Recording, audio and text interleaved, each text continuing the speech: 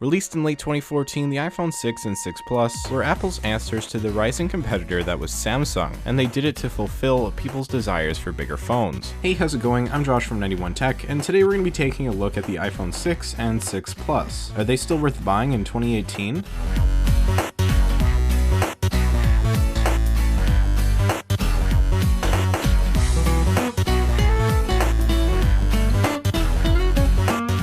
Really quick here, this video is sponsored by Massdrop, who sent me some of the best headphones I have ever used that come with an amazing price tag. The AKG7XX headphones are easily the best value headphones you can buy, and they are only available on Massdrop. If you want to hear more, I'll be talking about them at the end of this video, and there will also be a link to the headphones in the description below. If I asked you what the best-selling smartphone ever was, what would you guess? If your answer was the iPhone 6 and 6 Plus, you'd be correct. Apple managed to sell over 220 million phones, significantly more than any other smartphone ever. It's an insane number, and just under triple the amount of second place, being the Samsung Galaxy S4 that has around 80 million. Of course, Apple no longer sells the iPhone 6 new on their website, but you can still find them everywhere used and refurbished, as well as still new from some carriers. This is cool and all, but it doesn't necessarily mean that you should actually go and pick one up. So let's cover some of the basics before answering the big question of whether or not the iPhone 6 is worth it. Probably the first thing you'll notice about the iPhone 6 when you pick it up is how light and thin it is. It really contrasts the iPhone 10, which is very chunky feeling, and it makes the 6 very comfortable to use. This is actually still the thinnest iPhone ever, believe it or not. Unfortunately, a big reason for the weight and size is the lower grade aluminum Apple used, which resulted in the infamous bend gate. You've probably heard of iPhones bending, and sadly the iPhone 6 and 6 Plus are really the phones that did this. If you're careful how to use a case, you'll probably be fine, but it's important to note as you may not want to buy a bent iPhone, and you should inspect it carefully. Typically, there aren't too many issues after the phone is bent other than cosmetics, but occasionally you'll see issues with the touchscreen not working, which is another thing the iPhone 6 lineup is famous for. Big takeaway here is just to be careful if you get the 6, and to realize that bending is an issue and could happen. If you use a case though, you'll be absolutely fine. What's kind of nice about the design of the iPhone 6 is that it doesn't look too out of place in 2018, at least on the front. The iPhone 8 has a very similar look with big bezels and a home button, which on the 6 features Apple's first generation Touch ID. Touch ID is nice to have, but it is significantly slower than the fingerprint sensor on the 6S and better. This probably won't be a huge deal to most people though. Flipping over the phone, we start to see its age with the all aluminum build and the plastic antenna bands that I really don't like. That's obviously subjective though. Overall though, I would say the phone looks good and still feels quite modern, which is really nice. At the bottom of the phone, we have the lightning port as well as the elusive headphone jack. If you're somebody who really likes using regular headphones, like say, I don't know, a certain kind of headphones that I would encourage you to buy, then you're covered here. Something you'll probably notice about the iPhone 6 is how much bigger it feels compared to its predecessors, with the regular sized option having a 4.7-inch screen. The display itself is pretty decent with a resolution of 750 by 1334 and pixel density of 326 pixels per inch. It's nothing mind-blowing, but it does the job just fine. Moving to the 6 Plus, we have a much bigger screen at 5.5 inches that features a resolution of 1080 by 920 and pixel density of 401 pixels per inch. So quality will look a little bit better on the Plus model, but overall whichever phone you choose really depends on what size you like better. When it comes to the camera, the iPhone 6 is really nothing special, with only an 8 megapixel sensor and 1080p at 60 frames per second video recording capabilities. The iPhone 6 Plus also has optical image stabilization, something you won't find on the smaller one. The cameras aren't great, in all honesty. You can get some nice shots with good lighting, but if you're somebody who really wants high quality photos, then you may want to consider getting the iPhone SE or 6S or anything better, as they both have a large jump over the 6 when it comes to quality. The front facing camera on the 6 is terrible, with 1.2 megapixels and 720p video.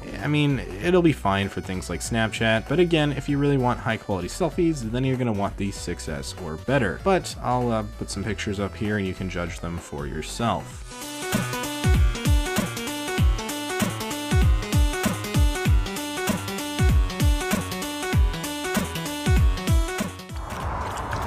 This is being filmed on the iPhone 6, and it looks pretty good. Definitely doable.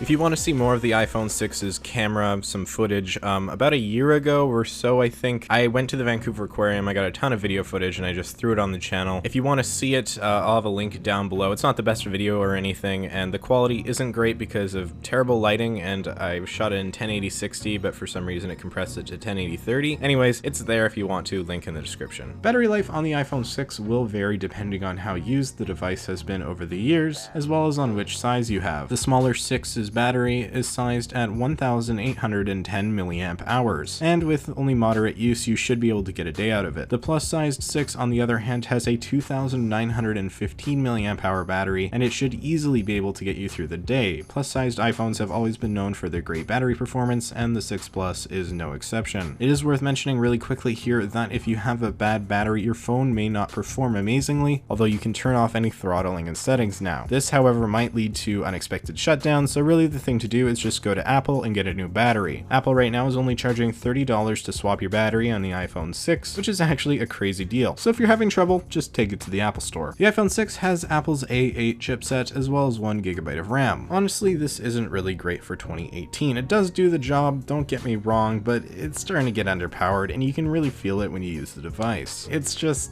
kind of starting to slow down at this point, and honestly, the performance isn't much better than the iPhone 5S. That said, it is still completely usable, and I definitely wouldn't go as far to say that it's obsolete, because it isn't. The iPhone 6 runs iOS 11 without too much issue. Again, it isn't fast, but it isn't painfully slow either. It will be able to run iOS 12 as well, which is awesome, and there is a good possibility it might even get iOS 13 next year, which would be an insane amount of support. Daily life on the 6 can be a bit annoying at times with less than stellar performance, but it will absolutely do whatever you need it to. Almost anything you need it to. It can run practically any app and play the majority of games, although there are some like Fortnite that it can't run. But Instagram, YouTube, or whatever will be perfectly fine on the iPhone 6, and so for the average user, I'm gonna say you shouldn't have too many complaints. But again, the phone is starting to feel a bit slow. I know I keep saying that, but it's true. It is starting to feel slow, so this isn't really the best future-proof option. You can pick up a 16 GB iPhone 6 for as low as just over $100 US.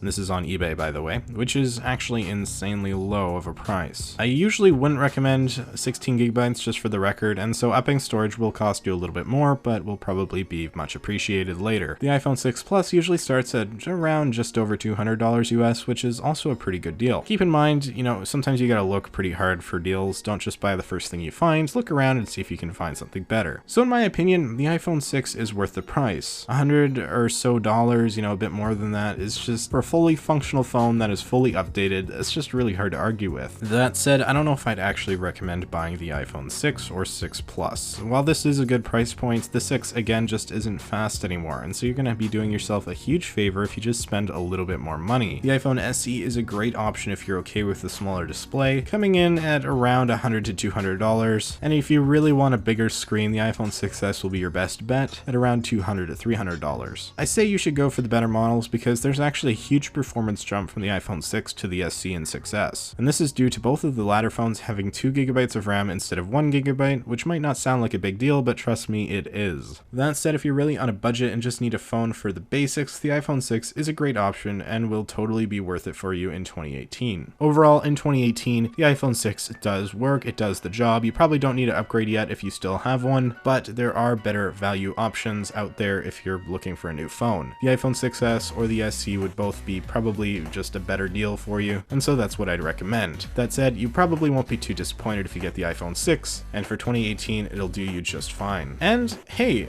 let's mention probably the best thing about the iPhone 6. It has a headphone jack. Speaking of headphone jacks, the AKG7XX headphones are the anniversary edition of the classic K702s and are available solely on Massdrop, a site that sells only the best products available voted in by the community. The 7XXs have been dubbed as audiophile headphones for a reason. They are. Sound is amazing. I'm not going to pretend I'm very knowledgeable about audio, but I've watched many reviews, some of which I'll throw in the description, confirming the same conclusion. I just use them and they sound great, and that's all I need them to do. They sound amazing along with their full open back design, perfect for editing, music, or even gaming. They're also extremely comfortable with genuine leather straps and memory foam ear pads. And that's a big thing for me, as someone who usually gets headaches if I wear headphones for too long at a time, resulting in sometimes me editing with earbuds, which honestly is not a good idea. So I'm really grateful to Massdrop for sending these to me. In all honesty, considering that these are only going for $200 despite the $350 value, there isn't much to complain about. These again have become my actual main driver for editing and just using my PC in general, and so I can't recommend them enough. If you're interested, there is a link at the top of the description to the headphones on Massdrop's website. I really hope you'll consider checking them out. Thank you so much for watching. If you enjoyed this video or it helped you out at all, maybe hit that like button and consider subscribing for more content just like this. You can follow me over on Twitter and Instagram, direct links below. And with that all said, I'm Josh from 91 Tech, and I will see you all next time.